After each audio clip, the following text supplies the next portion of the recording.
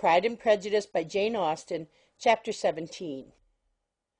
Elizabeth related to Jane the next day what had passed between Mr. Wickham and herself. Jane listened with astonishment and concern. She knew not how to believe that Mr. Darcy could be so unworthy of Mr. Bingley's regard, and yet it was not in her nature to question the veracity of a young man of such amiable appearance as Wickham. The possibility of his having endured such unkindness was enough to interest all her tender feelings, and nothing remained therefore to be done but to think well of them both, to defend the conduct of each, and throw into the account of accident or mistake whatever could not be otherwise explained. "They have both," said she, "been deceived, I dare say, in some way or other of which we can form no idea. Interested people have perhaps misrepresented each to the other. It is, in short, impossible for us to conjecture the causes or circumstances which may have alienated them, without actual blame on either side." Very true indeed. And now, my dear Jane, what have you got to say on behalf of the interested people who have probably been concerned in the business? Do clear them too, or we shall be obliged to think ill of somebody. Laugh as much as you choose, but you will not laugh me out of my opinion. My dearest Lizzie, do but consider in what a disgraceful light it places Mr. Darcy to be treating his father's favourite in such a manner, one whom his father had promised to provide for. It is impossible. No man of common humanity, no man who had any value for his character could be capable of it. Can his most intimate friends be so excessively deceived in him? Oh, no. I can much more easily believe Mr. Bingley's being imposed on than that Mr. Wickham should invent such a history of himself as he gave me last night. Names, facts, everything mentioned without ceremony. If it be not so, let Mr. Darcy contradict it. Besides, there was truth in his looks. It is difficult indeed. It is distressing. One does not know what to think. I beg your pardon. One knows exactly what to think. But Jane could think with certainty on only one point, that Mr. Bingley, if he had been imposed on, would have much to suffer when the affair became public. The two young ladies were summoned from the shrubbery, where this conversation passed, by the arrival of the very persons of whom they had been speaking. Mr. Bingley and his sisters came to give their personal invitation for the long-expected ball at Netherfield, which was fixed for the following Tuesday.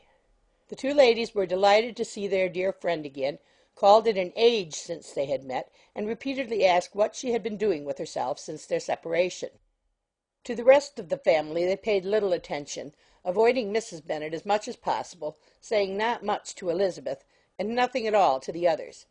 They were soon gone again, rising from their seats with an activity which took their brother by surprise, and hurrying off as if eager to escape from Mrs. Bennet's civilities. The prospect of the Netherfield ball was extremely agreeable to every female of the family. Mrs. Bennet chose to consider it as given in compliment to her eldest daughter, and was particularly flattered by receiving the invitation from Mr. Bingley himself instead of a ceremonious card. Jane pictured to herself a happy evening in the society of her two friends, and the attentions of her brother. And Elizabeth thought with pleasure of dancing a great deal with Mr. Wickham, and of seeing a confirmation of everything in Mr. Darcy's look and behaviour.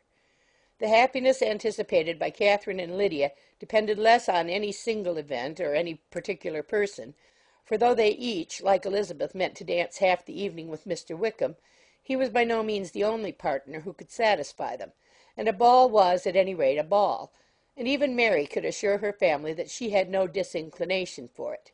"While I can have my mornings to myself," said she, "it is enough.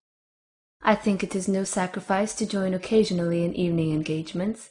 Society has claims on us all, and I profess myself one of those who consider intervals of recreation and amusement as desirable for everybody." Elizabeth's spirits were so high on this occasion that though she did not often speak unnecessarily to Mr. Collins, she could not help asking him whether he intended to accept Mr. Bingley's invitation, and if he did, whether he would think it proper to join in the evening's amusement. And she was rather surprised to find that he entertained no scruple whatever on that head, and was very far from dreading a rebuke, either from the Archbishop or Lady Catherine de Bourgh, by venturing to dance. "I am by no means of the opinion, I assure you," said he. "That a ball of this kind, given by a young man of character to respectable people, can have any evil tendency, and I am so far from objecting to dancing myself, that I shall hope to be honoured with the hands of all my fair cousins in the course of the evening. And I take this opportunity of soliciting yours, Miss Elizabeth, for the two first dances especially, a preference which I trust my cousin Jane will attribute to the right cause, and not to any disrespect for her." Elizabeth felt herself completely taken in. She had fully proposed being engaged by Mr. Wickham for those very dances, and to have Mr. Collins instead. Her liveliness had never been worse timed. There was no help for it, however. Mr. Wickham's happiness and her own were perforce delayed a little longer, and Mr. Collins's proposal accepted with as good a grace as she could. She was not the better pleased with his gallantry from the idea it suggested of something more.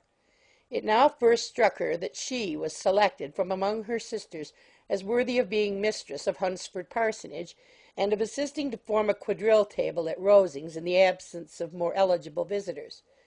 The idea soon reached to conviction, as she observed his increasing civilities toward herself, and heard his frequent attempt at a compliment on her wit and vivacity, and though more astonished than gratified herself by this effect of her charms, it was not long before her mother gave her to understand that the probability of their marriage was extremely agreeable to her. Elizabeth, however, did not choose to take the hint, being well aware that a serious dispute must be the consequence of any reply. Mr. Collins might never make the offer, and till he did, it was useless to quarrel about him.